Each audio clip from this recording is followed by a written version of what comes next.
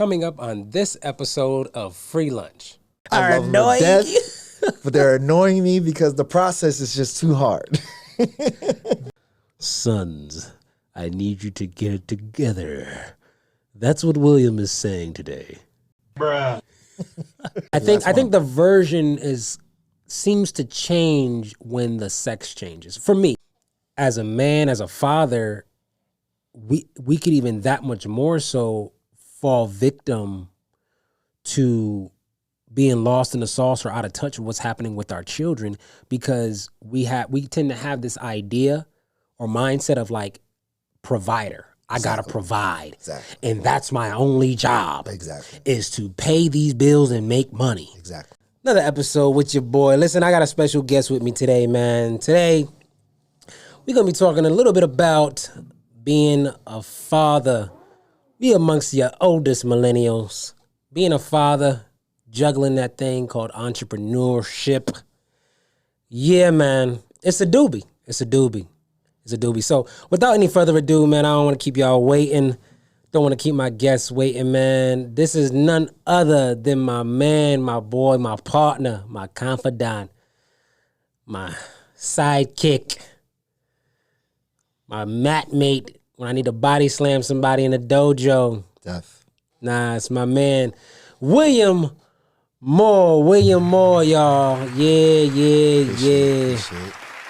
Talk to him, William, man. Introduce yourself, man. Let the people know who you are. Well, just like the topic, father and entrepreneur.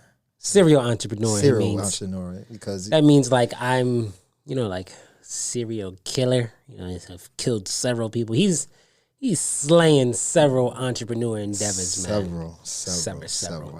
I put my foot out there for the kids. Many hats, man. Really. Many hats, man. This dude got 8 hats. Like legit, literally.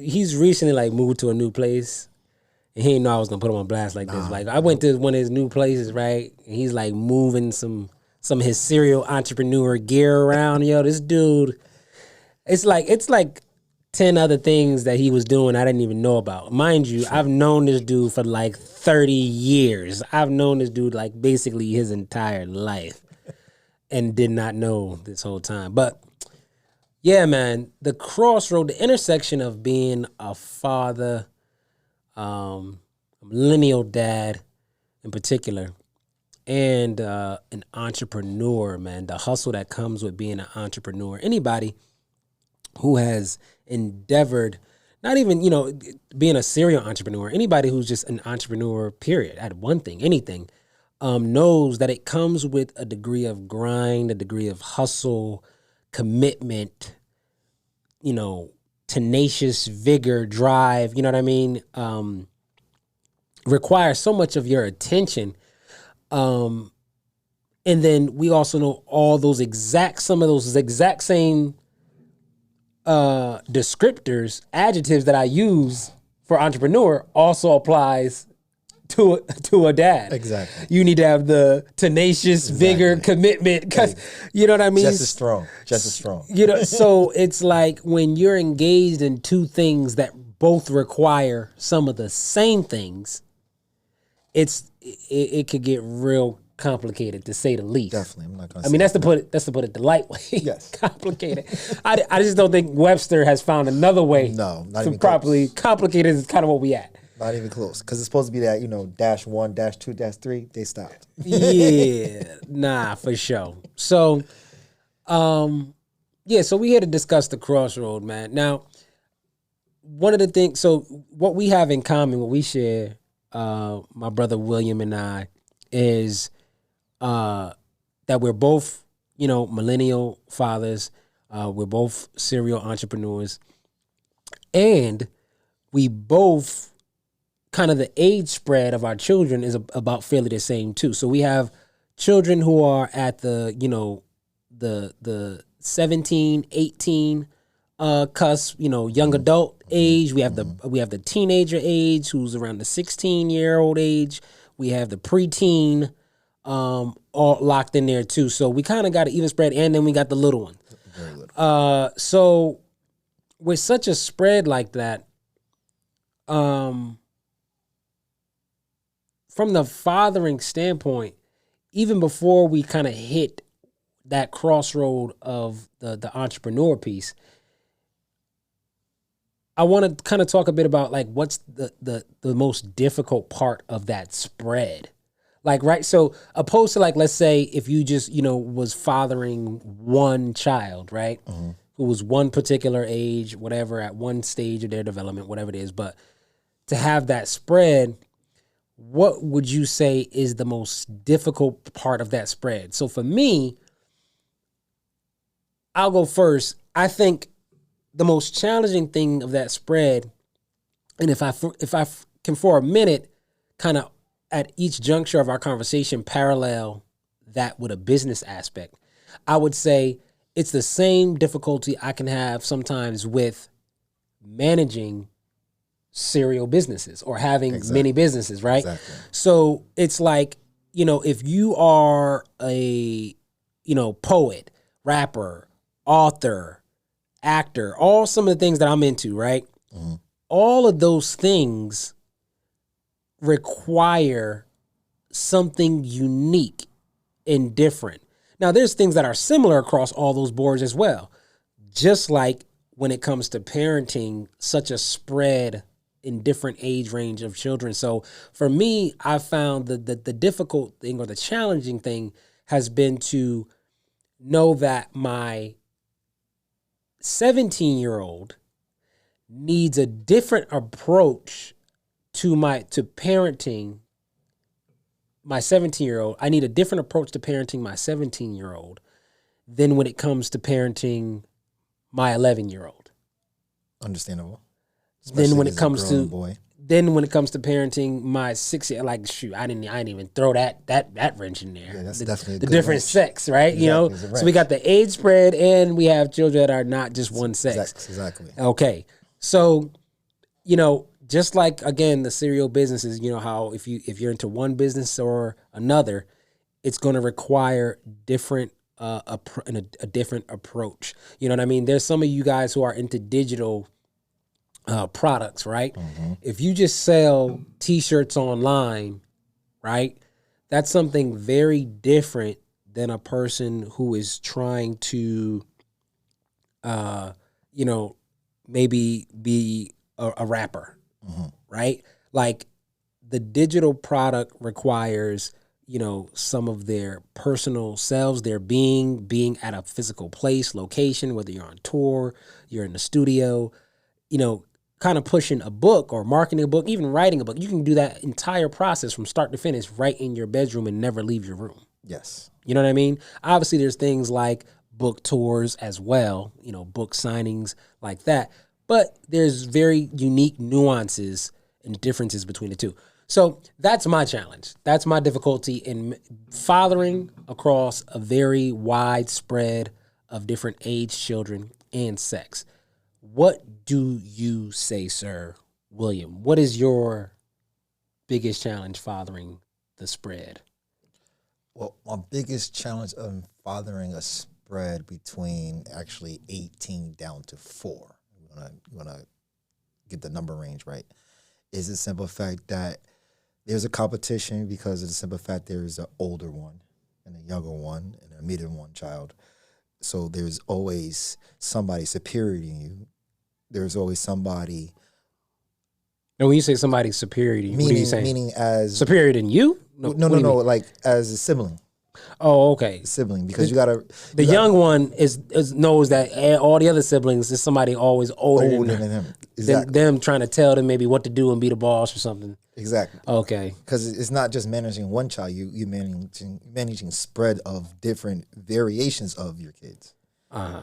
And they're noticing variations of their siblings, and that comes a competition in itself, because you see his sister as a bright or brother as a bright individual, and they're striving, and you may not be striving. That may become a hindrance. Would you say kind of like because this is about the crossroad, Yes, right, of the not just job, the parenting and the entrepreneurship, right? Like, so how I said, parenting, the spread and the approach to parenting with different ages requires different approach, just like approaching different businesses require a different approach. Would you say just like different businesses could draw something out of you that you didn't know was there, opposed to the way another businesses draw something out of you? Would you say the same thing happens with the spread of your child? Like, does your 4-year-old pull a certain part out of you than your 18-year-old? Yes. Would you say that? I'm going to say that. I'm definitely going to say that. I'm definitely going to compare it to being a barber and being a karate expert. I mean, it's two different variations. So give me an example. What's the thing that you could point to that your 4-year-old brings out of you that your 18-year-old doesn't bring out of you? Give me an example of it. My 4-year-old can, my 4-year-old is a different breed. She actually aren't all 4-year-olds a different breed yet, bruh? So for your analogy between my 4-year-old and my 18-year-old, my 4-year-old doesn't have an age limit. My 4-year-old can speak to you as a 4-year-old to a 21-year-old. The things that she can concept or grasp can change. So what is that bringing out of you? That doesn't come out of you with your 18-year-old. Like, that's what I'm looking for. Give me the thing. The version of you, like, does the 4-year-old is able to strike a nerve that the 18-year-old can't? Or vice versa? Does the 18-year-old strike a nerve in you that the 4-year-old never gets to? I would say the boys, if we're talking about nerves, we're talking about sex. Okay, so give me that. So talk to me. We talk about nerves, we talk about sex, because my girls are more lighter than my boys. Okay, I need to know a thing. Give me a thing that one is pulling out of you, the other's not. Okay. You still haven't given me that thing. All right, for the thing. The thing is, my girls are thriving. My sons rather take their time. You telling me what they're doing. Tell me what thing is coming out of you that's not coming out of you with another. Inspiration to fulfill their goal and annoyance when I'm not able to fulfill their goal, if that makes sense to you. Okay. So the girls are inspiring you. Exactly.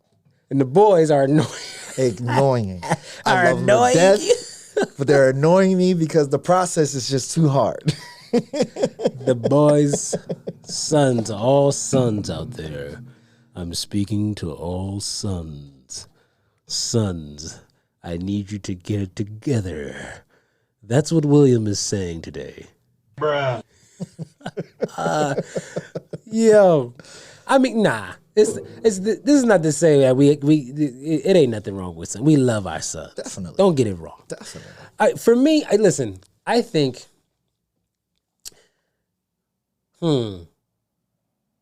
see, I only have one son. Mm-hmm. And my son happens to be the youngest out of my spread of 4. And so my 3 girls are all at the top, and then my boy is right there at the bottom.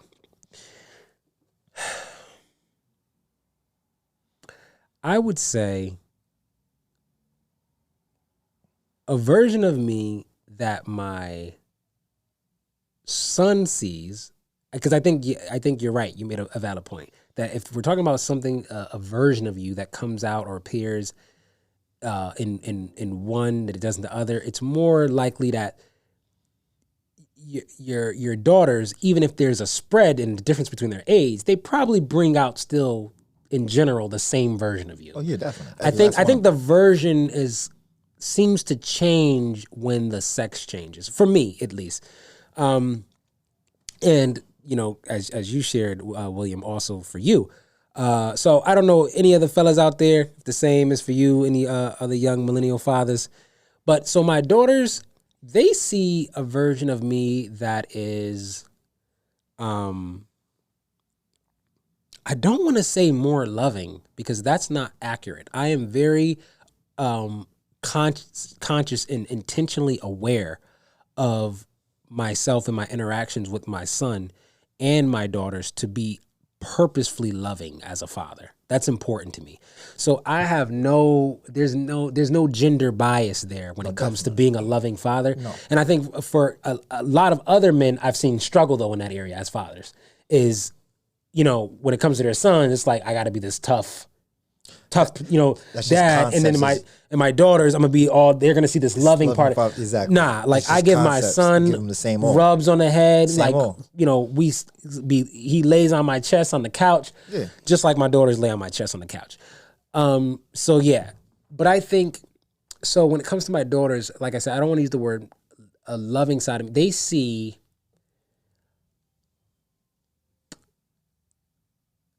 man, it's so hard to articulate this. I get it. This emotion, but maybe I could describe it and let you guys in the audience kind of, you know, articulate or throw a word out there for yourself. Or hey, even if you're struggling with a word for your own situation, maybe you can relate to the descriptor. So when I'm interacting with my daughters, my goal and my mindset is for them to be able to witness what a loving father and husband feels and looks like. It should be. While they watch me with their mom in the house, while they watch me do it all, my goal is to simply be the first example they have for when they get of age and enter the world and enter relationship, to seek out a man for themselves. And then subsequent to that, God willing, seek to have a child with that man. So they get to have an example of, this is what a loving man, for me, husband, would look like. And this is what, when me and my husband have a child, this is what loving parenting or fathering should look like. That's what's in my mind. When I'm interacting with my son, the version of me he sees is, son, I'm trying to groom him to be a man of responsibility. So he and I have a lot of responsibility talk. A lot of what we're doing and what I'm sharing with him, what I'm asking him to do, it's about taking responsibility. It's about being honest. Not that those things are not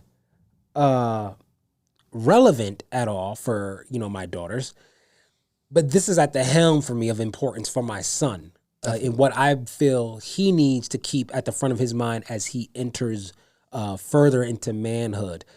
So, again, I think when it comes to like the whole loving piece, they all get a version of that. So now what's that? So how do we parallel that? Again, being an entrepreneur, since you and I we're both that serial entrepreneur. So we're into several different things.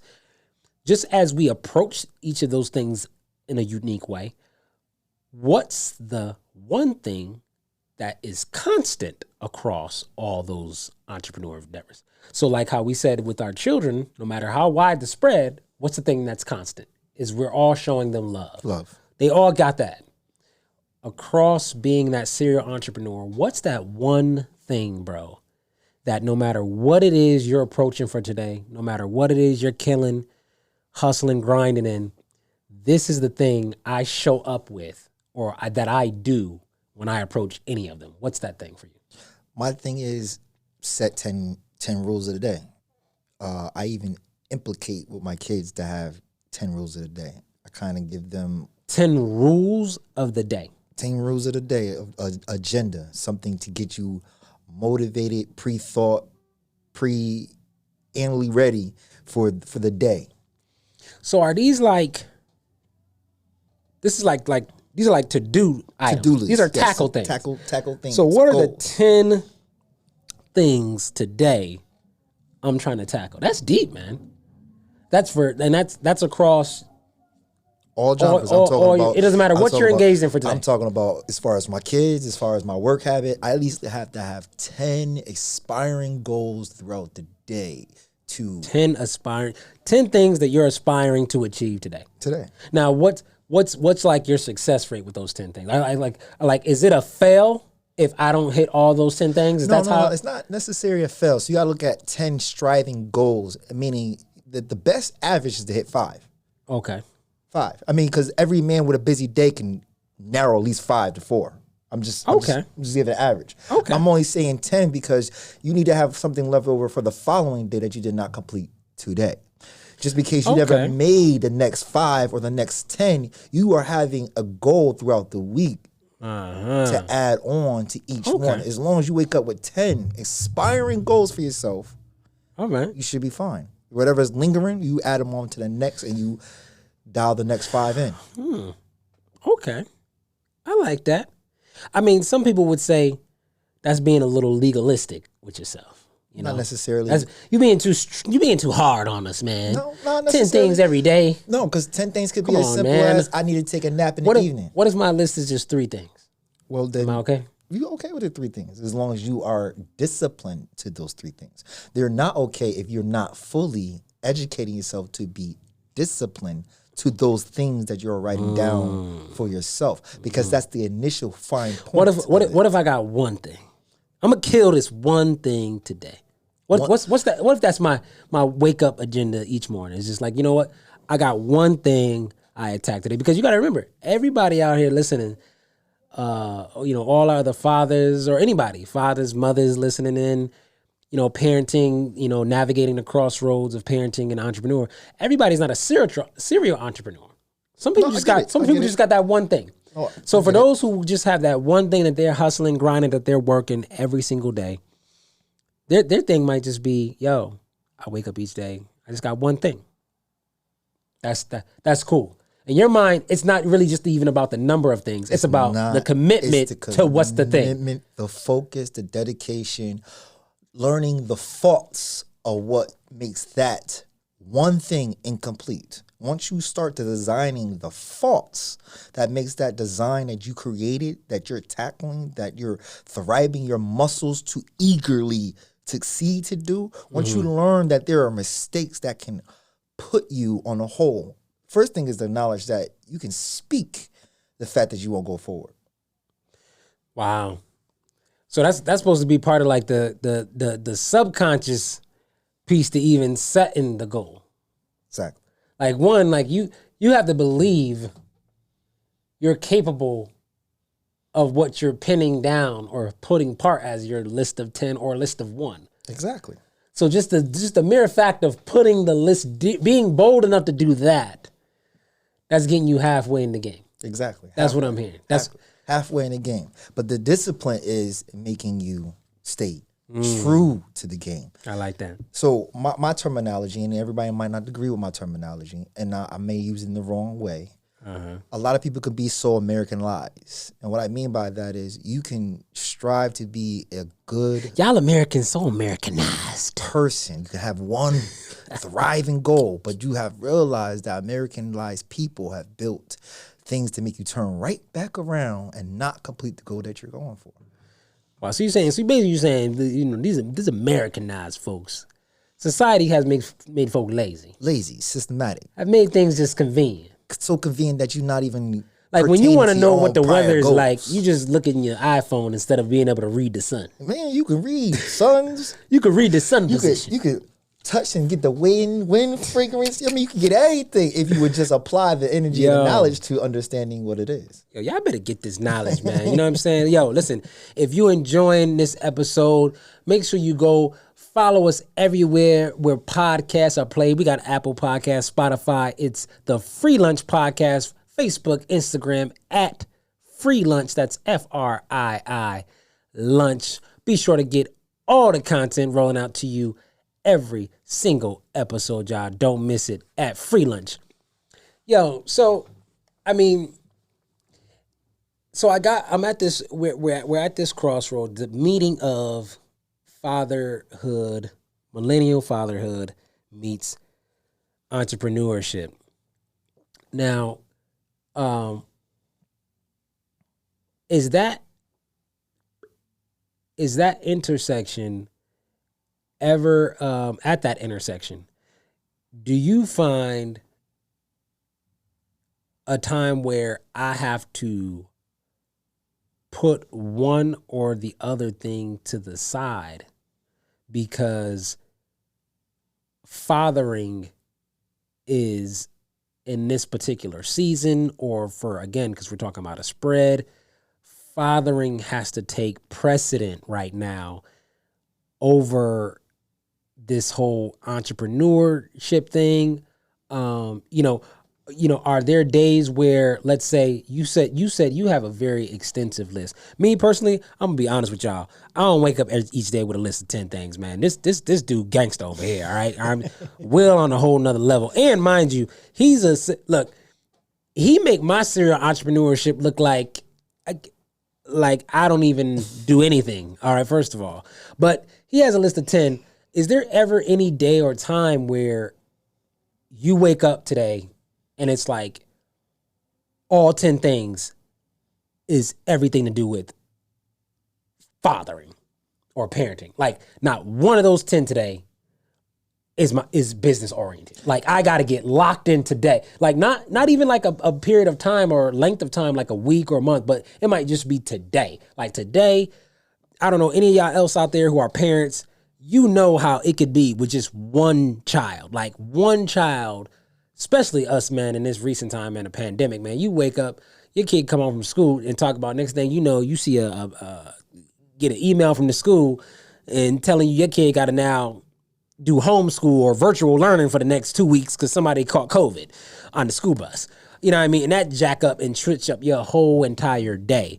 So do you have a day like that comes up where like, yo, I gotta scrap today's list of 10 right now. And it's all like hands on deck on the father. Oh yeah, definitely. I'm not going to say no. It's more and more on emergency days where, your 10 list is something that happens and it's not on your list. Like, something happened at school or something wasn't even on that list and just jacked the whole list up. Yes. But as far as me making a list and completing it, no, not for me. Because my list is always designed to work around family and work. Well, so that's what I mean. I really didn't mean like to, say, okay, how do more so you navigate a monkey wrench that jacked up the list that you already made that day. I'm saying, do you ever intentionally approach a day and say in your mind, today's goals, whether they be a list of 10 or a list of 1, is only going to be family or parent base in my thought. Like today is a day that I'm putting work aside because I had planned earlier in the week that when this day came, this was going to be the list. What consumed the list today. Okay. So it wasn't a hijack thing or something out of the blue. You actually planned that this day, my attention was going to be all things parenting. How am I interacting? Okay. My spread. Okay. I would say in my 21s is my version of actually doing that now. Because before I used to blend everything. So now I have days where my family's told, look, you gotta get your stuff together because today's only business. I'm not reframing my mind around family. I'm not making my dedications of my 10 rules to you guys today. Today is just strictly only business because of the simple fact that I, as a businessman and a father man, has risen to understand that my kids are old enough. Some of them. Yeah. And I can't carry now. The caveat to that is, like, just so the audience knows, you're not a single father. No. All right. So you have some help. Single father. I've been a single. Now I have help. Okay, but through the years, would you have kept that same mindset in the times where you didn't have help, where you couldn't afford to save for a day? No, because I need all y'all to get your scrap together. No, I couldn't afford that because that's the reason why I said, to me growing up. I need all y'all kids to get your crap together, all right? Because I got to work, okay? No, because when I had my kids, I made my life workable. I mean, a father like me, I actually took serious jobs like Sarah Tux was working with mentally challenged people. I used to be able to convince my job that it was okay to bring my kids with me at a young age and take care of mentally challenged and my kids. Like I had to be able to pick jobs that were more culturally fit for me and be able to mold my jobs. That's the thing about being an entrepreneur and a father, and a loving father, a single loving father, is you have to sketch your life. Because if you want to protect your kids, you just can't leave them anywhere because you lose visual, you lose sight. I mean, I'm more of a hands-on parent. I'd rather teach my kids before somebody else gives them something. Facts. That's big facts, man. You know what? I mean, for me, there are days where, you know, going from one thing to another, you know, hustling, grinding, doing anything independent, man, especially requires so much more attention, man, and energy Definitely. that you can really get lost in that, and kind of like be out of the loop, man, as a parent. True. A lot of times. And I think as a man, as a father, we could even that much more so fall victim to being lost in the sauce or out of touch with what's happening with our children, because we tend to have this idea or mindset of like provider. I gotta provide. Exactly. And that's my only job. Exactly. Is to pay these bills and make money. Exactly. And we forget that no, it's not our only job. Fathering is also your job. Like key factor. Like your fathering can't be the thing that's like the afterthought. True. That, you know what I mean? So I'm glad you brought that up. So being a great provider is awesome. You know, that's not to like belittle that or play that down, but you really, I'll tell you like this. When I had left my job at the police department and walked away from a 6-figure salary, 6-figure income, and that part of what made that transition for me, it was also at a transition in time where I was in between marriages. I was, recently divorced. And so now I was entering this new phase of as a father, and trying to co-parent and trying to figure out a way to be on my own, and be able to still navigate my time with my children. I knew that time for them was heightened. Yes, they were going to need more. Definitely. And so I was at a crossroad there. It was like the thing between, are you going to, I had pride myself for so many years of being an excellent provider. Exactly. Because I'm making these bands. Yes. I'm bringing in this bread. And now it was, now your children need more than just bread. They need something more than just the bands. Like, so it became this thing where I may have to struggle financially a little bit and walk away from this thing that does this bread getting piece so well, so that I could emotionally free up some time, mentally free up some time that my children needed. That was the crossroad there. And so for me, I think that's how the entrepreneurial hustle grind sometime list gets kind of switched up. Today's list of 3 things, like for me, my list tend to be, more humble. Man, I ain't got the list of 10, but my list of 3, the first 2 or 2 out of those 3 one day might just be touch base, spend a little more time with the teenager, check in, spend some little extra homework time, doing some like remedial stuff with my son. Being intentional and purposefully working in this time so that it doesn't have to trip me up down the road and become a thing that, because I was ignoring in the background, it started to grow and grow and grow. And then it became something that blindsided my list of 3 things that I had scheduled that was all business down the road. Now I got something that came up out of nowhere with one of the kids.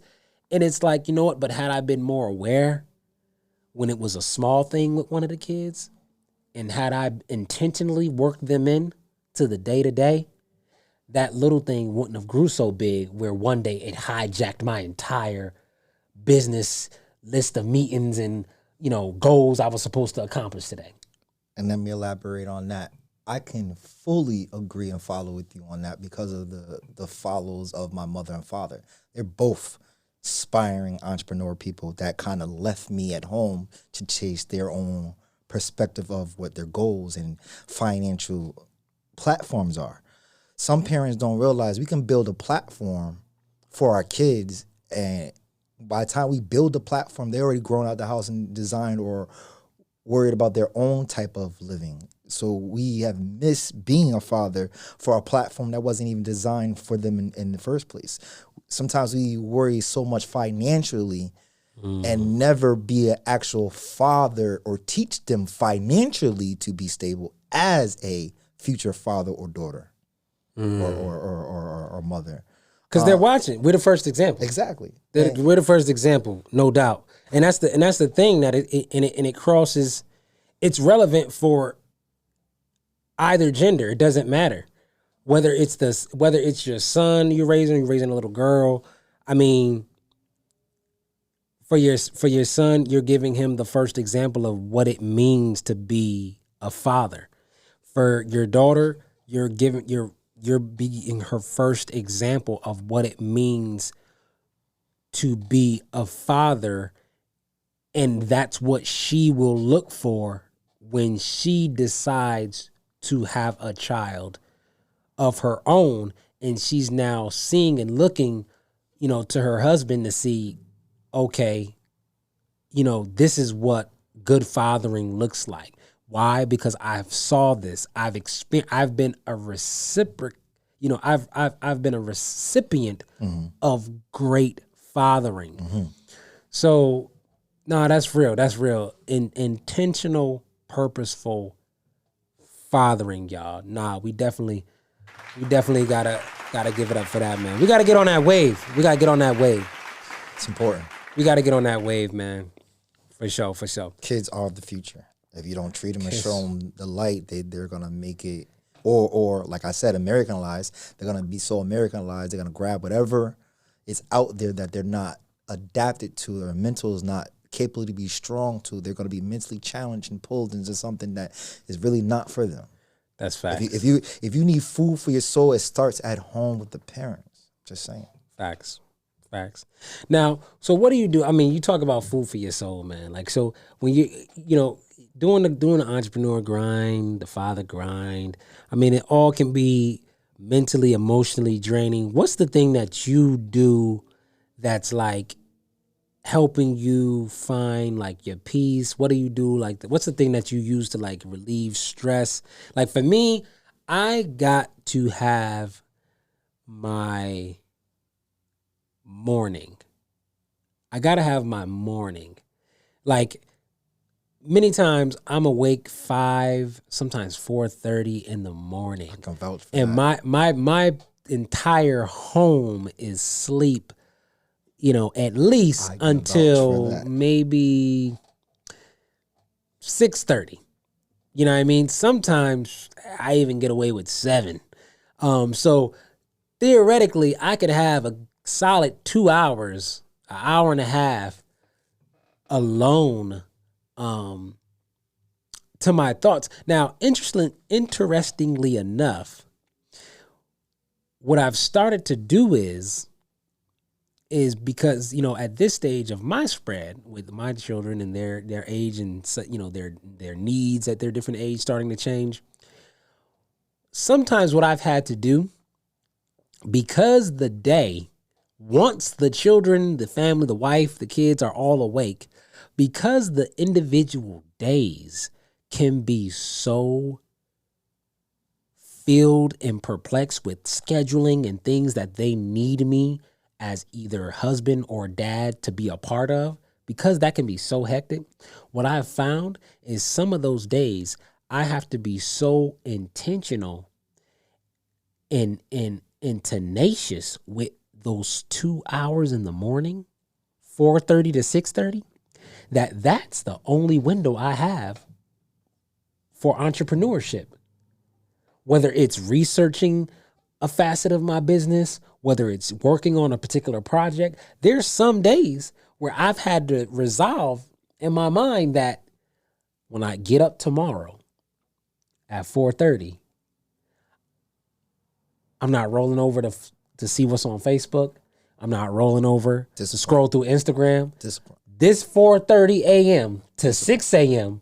is the only time I got Dedication. all day today. Focus. And if I just let this hour and a half go, I already know today is jam-packed. So that's going to be my fault. Exactly.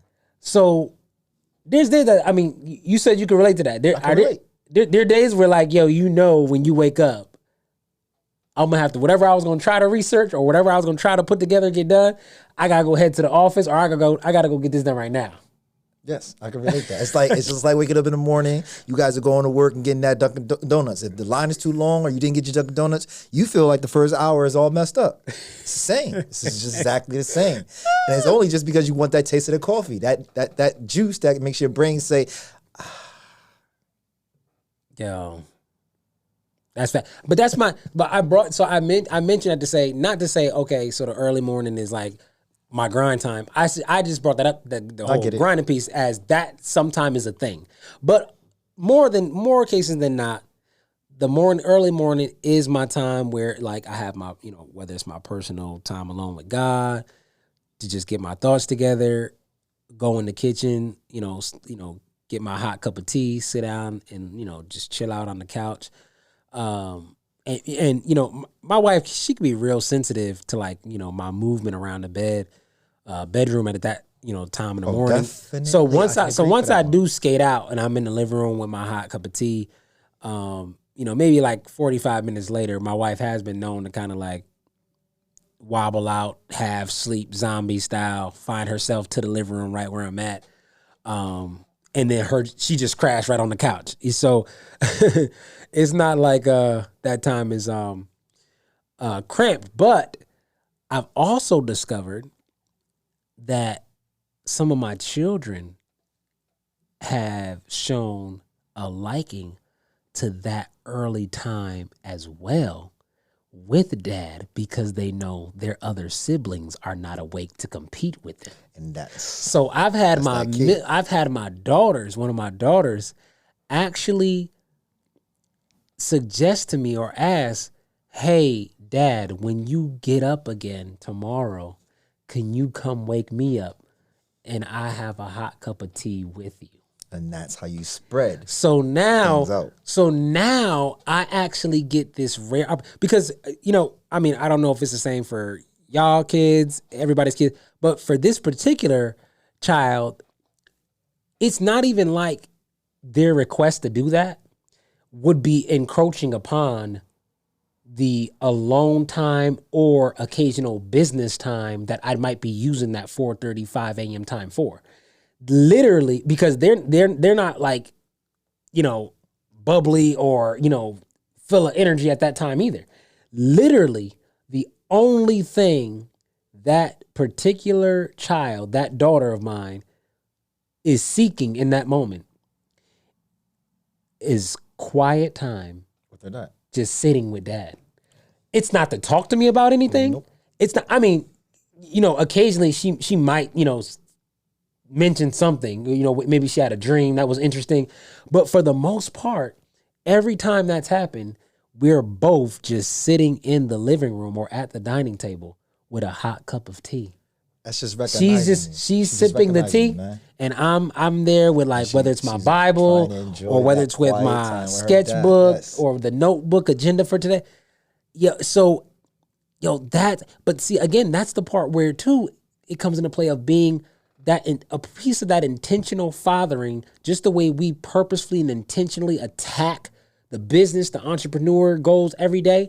Intentional fathering sometimes includes being aware. Very aware. I'm just aware that, hey,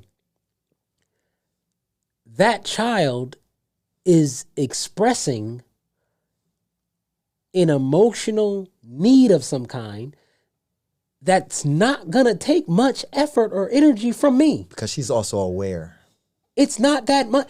Like, what does it cost me? Nothing. To go sneak off into the kids' room after I'm awake and have my hot tea, to simply nudge one of the kids and say, a gentle hot tea. Here's another hot cup of tea waiting for you. What does it cost me? Nothing. It didn't cost me more tokens at the arcade. Nope. Didn't cost me no money. Didn't cost me no extra sleep or loss of sleep. Didn't cost me no noise. Nope. No headache of any. It literally cost me the extra added movement to grab a second cup out the cupboard, a second tea bag, pour some sugar and mix it in the cup, and go, hey kid, here's yours. And all you did was a simple inspiration of the morning of spending child and father time. Yo, that's fire, bro. That's fire, bro. And you never know how simple that is expiring to your child. Yeah, I don't. I just know they dig it. They enjoy it. They seem to be at peace. And y'all both neutral. Y'all both neutral at that time. Yeah, like literally, like you would think. I'm like, the first time at least it happened, I'm like, man, what the? She probably done try to be. I'm trying to have my quiet time, man. Now, or you put self-doubts in it before you understand what the philosophy now is. I'm gonna have this motor mouth child, man. Want to talk about a bill? You know how females like to talk. Oh, now she's gonna just be trying to get her 10,000 words in at 5 a.m. Now. Started early. That's all. And yo, she just chill. She like, yo, I'm sipping my tea like you, Daddy. She adapt. She adapt to her father's lifestyle in the morning. I love it. And she just wants to be around you. She just needs that warmth. Good morning. I see you before I start my day. Yo. So, I mean, we got to save it for another episode of just all like the super dope things my boy does. Like he's got some fire just, man, I'm not even gonna do y'all like that. But listen, I'm gonna ask my man before we roll out, before we end the episode, yo, make sure you follow my boy. You can get a glimpse of just everything he does if you was to follow my boy. Yo, so where could the people like reach you, follow you on social media at all, anywhere? You don't gotta give them everything, but just one spot where they could just see a glimpse of you, what it is you do, man. Where can they find you at? You can find me on Instagram or Facebook. Instagram is going to be Chillmore1. I mean, that's pretty much the details of my entire Spell life. that. You got to spell that for the people. All right. Chillmore1. Chillmore1. Chillmore1. The one and only Chillmore there is in New Haven. All right. Cool. All right, so that's New Haven, Connecticut. New Haven, Connecticut, You dig? That's the Elm City.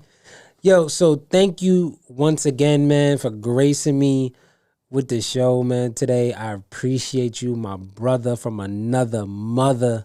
Literally, y'all, man, for 30 plus years, man, this dude been rocking.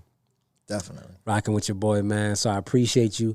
Yo, make sure if you're loving the content, you're digging the podcast, man, please stay tuned, locked in for more from Free Lunch with the Real Free at Free Lunch everywhere. Facebook, Instagram, FRII Lunch, streaming on Apple Podcasts and Spotify and anywhere else your podcast streaming is heard. Love y'all.